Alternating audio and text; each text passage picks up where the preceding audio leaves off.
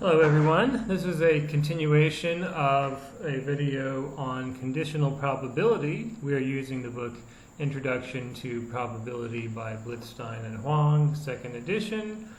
Feel free to download the book from this link and then you can see it and follow along without having even to buy a hard copy. So we can get some practice calculating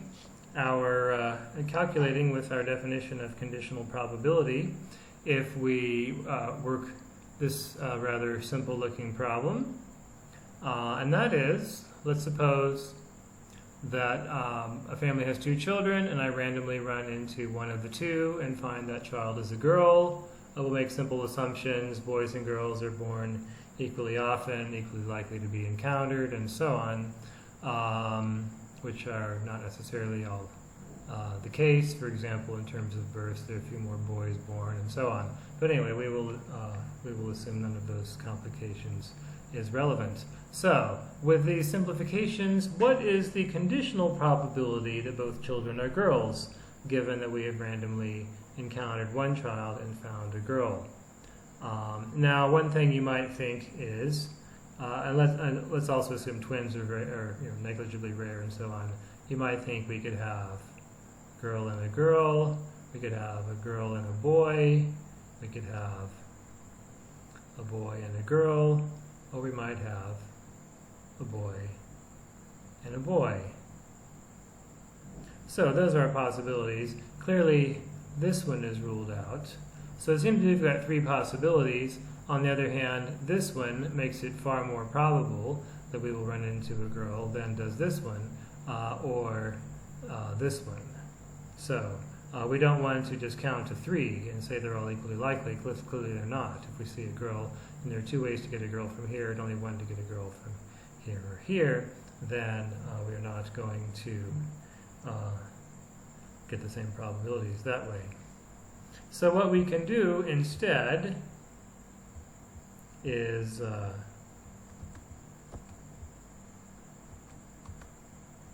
we can erase this and we can introduce some events that are more helpful for us. Well, maybe we won't erase this after all.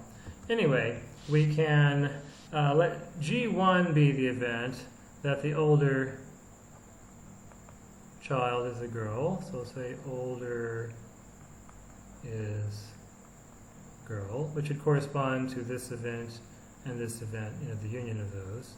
We might say G2 is the event that the younger child is a girl.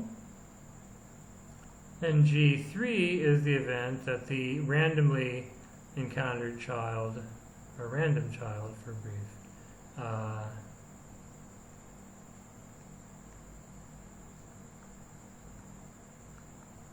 is a girl. Now, with our simplifying assumptions, everything is that you would expect to be independent is assumed to be independent or equal or the like. So the probability that the older child is a girl is a half. The probability that the younger child is a girl is a half.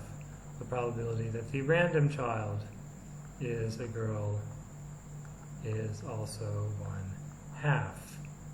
Now, we can write the probability of G1 intersection G2 given G3, and that's basically what we want. The probability that both children are girls given that the randomly sampled child is a girl. Now we can use the definition of conditional probability backwards to write this as G1 intersection G2 intersection G3 divided by probability of G3. So think of G1 intersection G2 as all bundled together, and then G3 is kind of by itself. Now, if the first child is a girl, the second child is a girl, then clearly the randomly selected child is also a girl. So that will be the probability of G1 and G2 in the numerator. It's redundant to talk about G3 there because it's implied. but we need the probability of G3 in the denominator.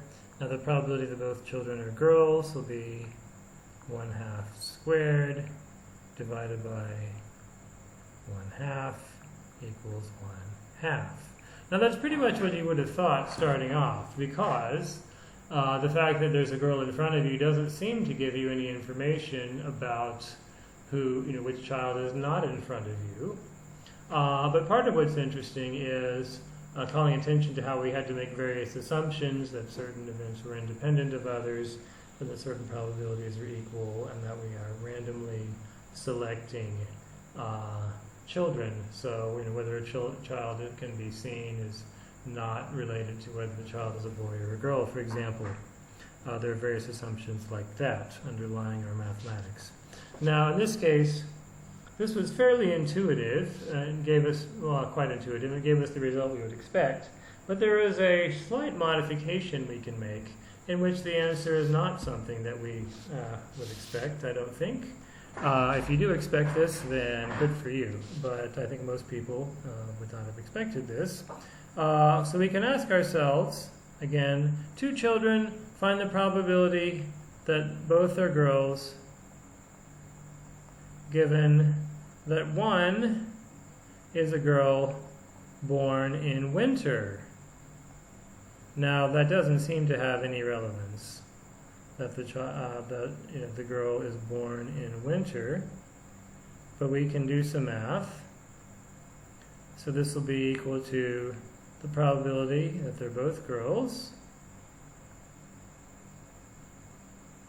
and ampersand didn't work out too well, at least one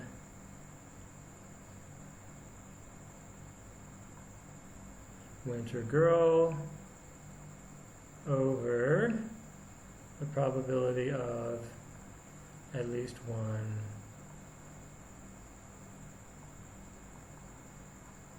winter girl. Now we'll assume that births are evenly distributed throughout the year, and the seasons are a quarter of a year apiece, and that whether you get a boy or a girl is not related to the season. So again, some natural simplifying assumptions here.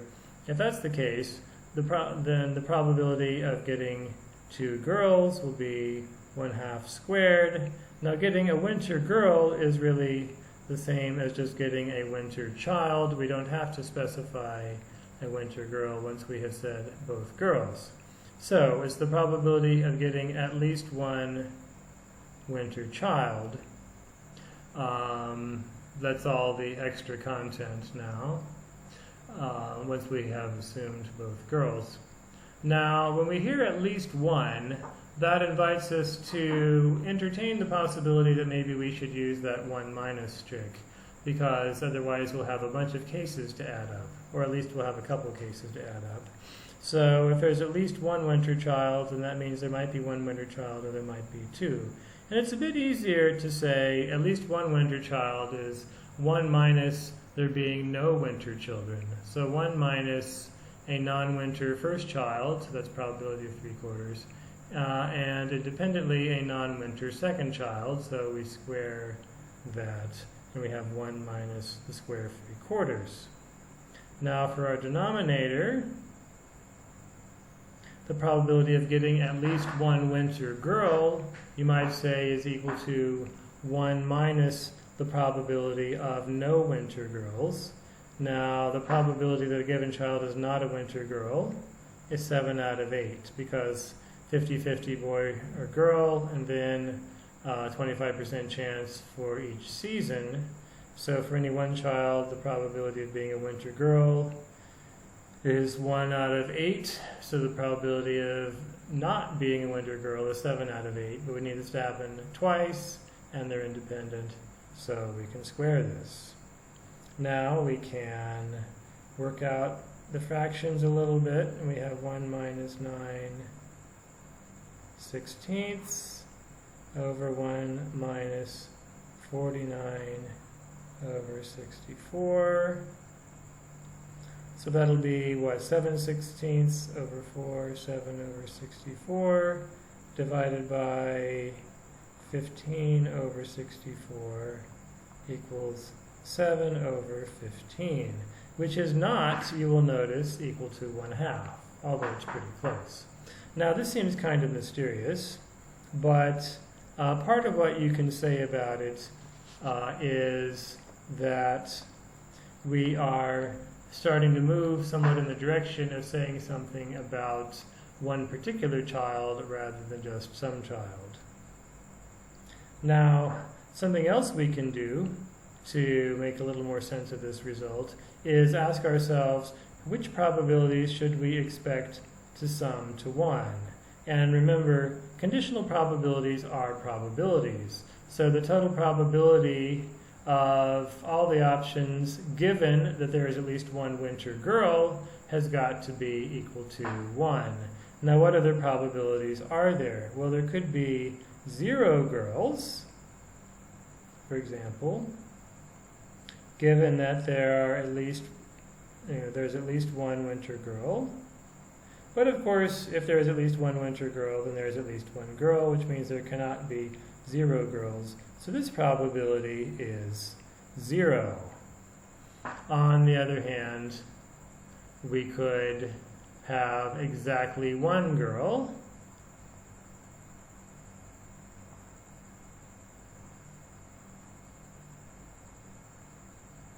Again, conditional on there being at least one winter girl. Now, this and this and this are all the possibilities for how many girls there can be given that there are 2 children. So, these all had better sum to 1. So the probability of getting just one girl, given that there is at least one winter girl, must be 8/15. Now, there's nothing special about winter as opposed to some other seasons, so we could have said the same thing for summer girls, or fall girls, or spring girls. And you can imagine dividing up the possibilities along those lines, and much of what happens would be the same. So, I'm not sure how to make this really obvious, but we can see how it follows formally. And you might think this is actually good news, because if we could only solve problems that we had intuitions for, then maybe we wouldn't need to bother with the formalism at all. Now, it's great when we can get our intuitions to catch up with the math, but if the math gets out ahead and stays there, well, that's much of the reason that we do math, and indeed is much of the reason that we are making such use of simulations in this course. We don't want to just do pencil and paper kinds of math, because what we can simulate will outrun what we can calculate with the pencil and paper, and that will outrun what we can have good intuitions for, I think. But the more intuitions that are correct, the better. Okay, so we are working our way towards Bayes' theorem. We're not actually going to get there in this slide, but we're pretty close. So we start by writing the probability of the intersection of 2 events in 2 different ways, and I can draw a little picture here that will help us to focus our attention on relevant regions on particular occasions. So I'll actually draw this picture twice. And these diagrams are supposed to be identical, so if they don't look identical, well, I'm not that great an artist. Okay, so let's first of all look at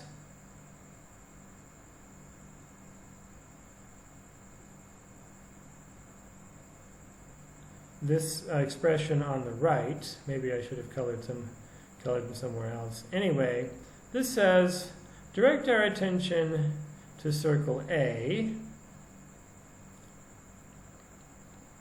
and then ask, what fraction is this colored kind of American football-shaped region?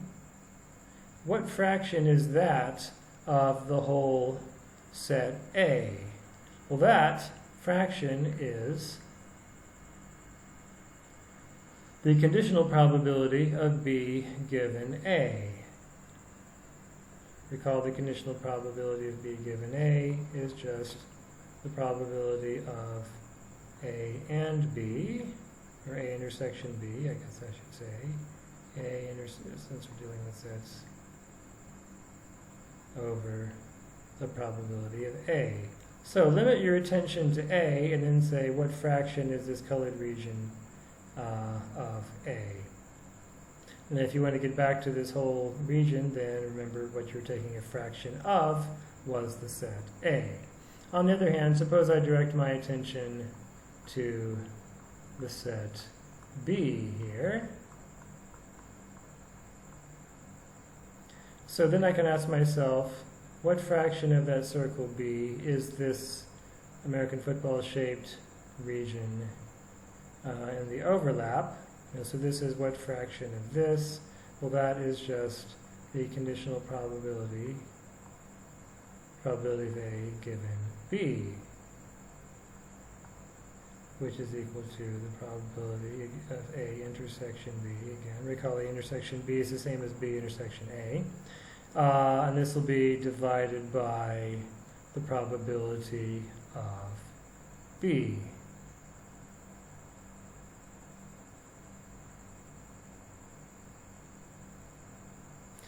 So you can see how by directing our gaze to one circle or the other, we can motivate these formulas. So we're working our way to Bayes' theorem, but we're not quite there yet. We need to think a little bit more about what happens when we have lots of events, because when we deal with Bayes' theorem, we're actually going to keep adding new bits of evidence, which means we're going to keep conditionalizing on new things. And every time we learn something, we conditionalize again. So if we only know how to conditionalize once or twice, then we're not going to be able to learn very much and not be able to use Bayes' theorem as our Swiss Army knife of reasoning in shades of gray. Now maybe that's a mixed metaphor, but I think it kind of makes the point. Okay, so let's suppose, for the sake of argument or definiteness, that n is equal to 3. So I've got 3 sets I'm interested in. I've got A1, I've got A2, and I've got A3. So I can first of all just take a look at A1. So I'll color in everything that's in A1. Having done that, I might say, well, I'm interested in what's in all these sets, so I can make some progress if I say what is also in A2, not just A1. So I'll color these 2 regions in a little bit with a different slope, kind of northwest to southeast. And then I can say, well, this American football-shaped region is a certain fraction of A1, so that fraction is this conditional probability here, and since that's a fraction of A1, I multiply it by, well, the probability of A1. But what I'm really interested in is this shaded region here, this little distorted triangle, which is some certain fraction of this American football-shaped region, and this is this fraction right here. And recall that this football-shaped region is a certain fraction of A1. So it is not probability of A1 times the probability of A2 times the probability of A3. That's what it would be if these events were all independent. So that knowing that one of them had happened wouldn't tell you anything about whether another had happened. The typical case is that they are dependent, not that they're independent, and so we will need this kind of conditionalization. Now you might wonder, how do I know to let A1 roam freely and then let A2 have this conditionalization on A1 and then let A3 have a conditionalization on A2 and A3? And the answer is I don't know that. So as Blitzstein and Huang say, we actually get n factorial theorems here, or in our case, 3 factorial equals 6 theorems, because I could look at A1 first, but then I can look at A3 next rather than A2. So I'd write probability of A3 given A1, and then I would write the probability of A2 given A1 and A3. And this is going to be equal to this because these are all ways of writing the probability of the intersection. On the other hand, why should I pick A1 to go first? Maybe I numbered these arbitrarily, so I can't take that too seriously.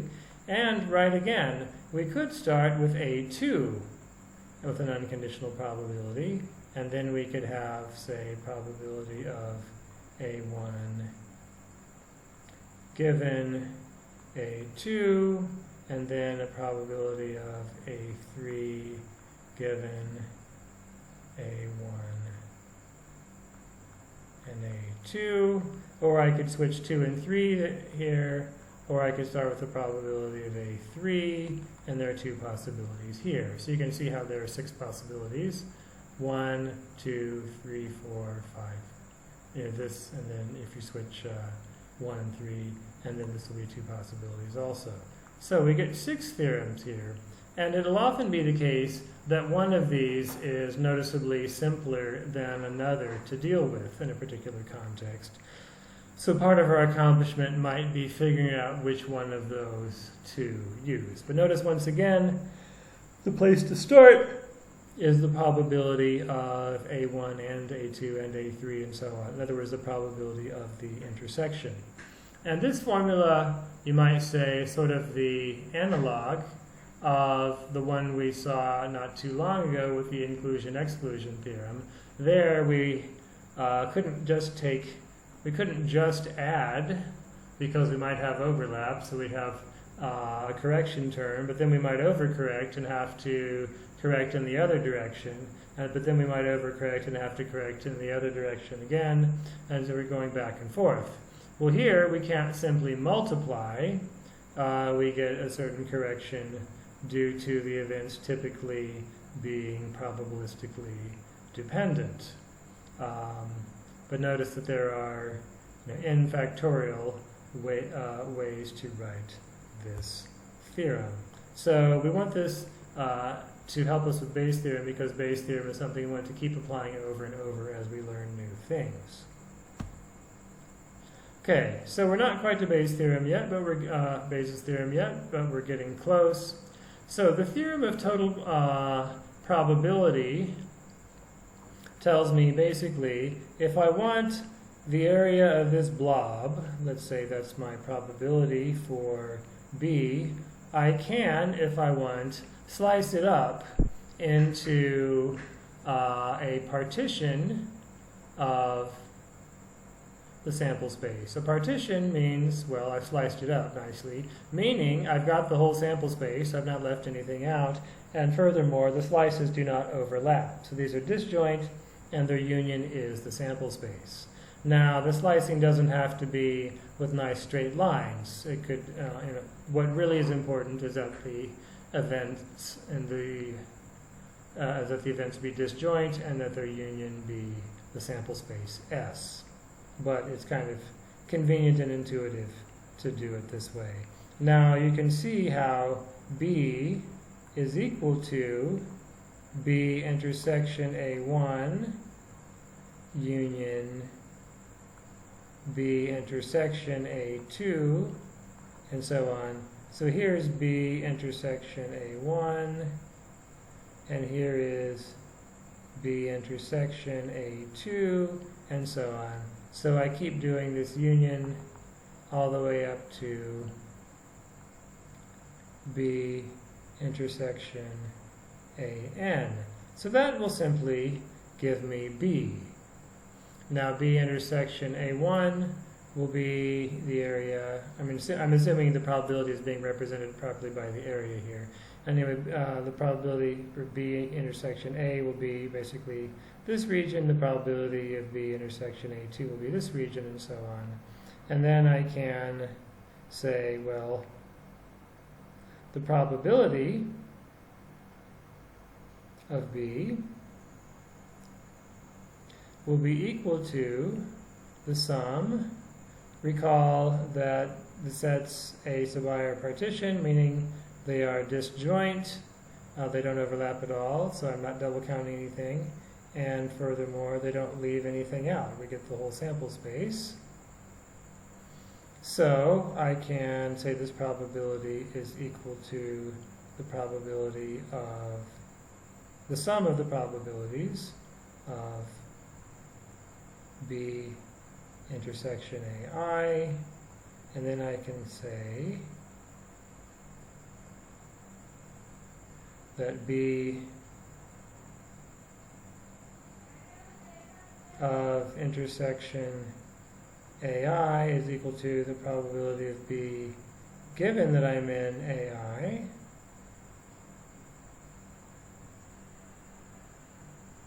times the probability of AI, and recall I'm summing this over I. So you can see this as using the definition of conditional probability, and this is equal to this divided by this, and so the P of A, since those cancel.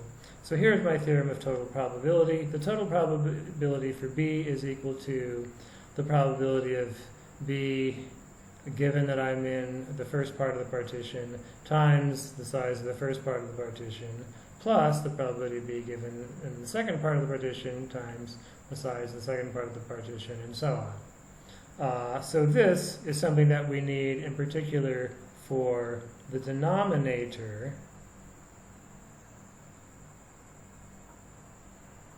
of Bayes' theorem.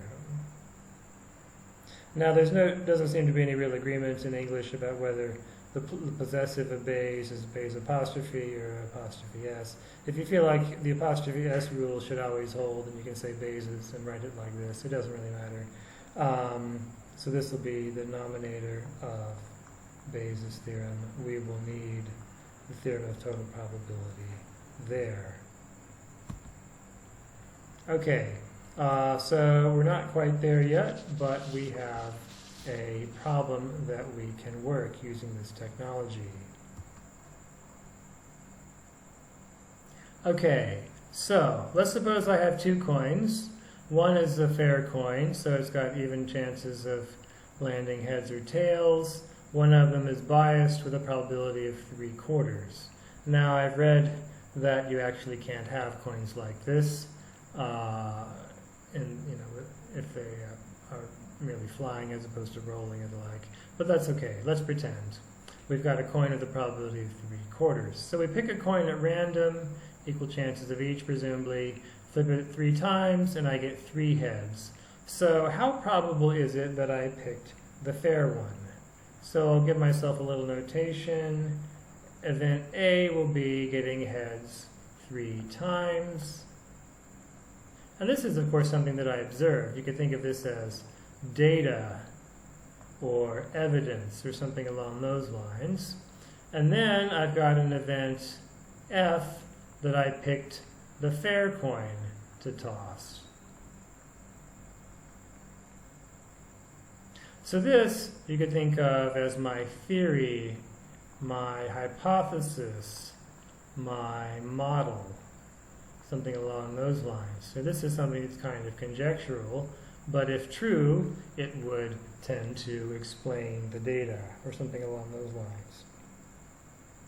Okay, so I've got the probability of A and F, and it's equal to the probability of F given A times the probability of A, and it's equal to the probability of A given F times the probability of F. Whoa, that's not an F. There's my F. Okay, now I want to divide by the probability of A. which I'm always free to do as long as it's non-zero, right? So that'll be the probability of A given F times the probability of F divided by the probability of A. And I have actually now worked my way into Bayes' theorem, but I want to use the theorem of total probability to expand out the denominator because it's not really clear what else you might do in many cases. So this will be the probability of A given F, in other words, the probability of getting heads 3 times given that the coin is fair, times the probability that it's fair. So this is the weighted average, isn't it? Plus the probability of getting heads 3 times given that the coin is not fair. So fair complement, let's say, times the probability of the complement of the fair event, which of course is just 1 minus the probability of the fair event, isn't it? So I'll get the probability of A given F, which is the probability of getting heads 3 times given that I've got a fair coin.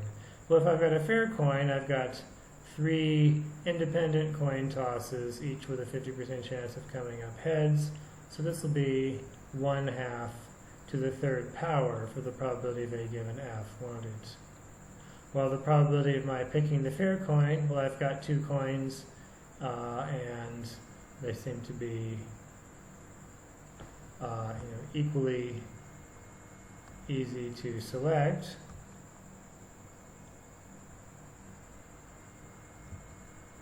So the probability of my selecting the fair coin, let's say, is 1/2. Now, the theorem of total probability, you will notice, basically repeats the numerator of Bayes' theorem for one term, and then it sort of takes a complement, or in logic you'd say it takes a negation in certain places. So I don't have to think again about what to write here. I know that it's 1/3 cubed times 1/2.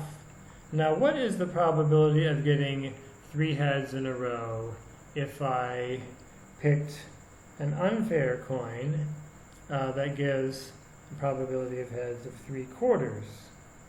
Well, in that case, instead of 50-50, I've got 3/4 here, cubed, and then this is times the probability of my picking the unfair coin, the biased coin, which was as probable as my picking the fair coin. So this will give us, what, 1/16 over 1/16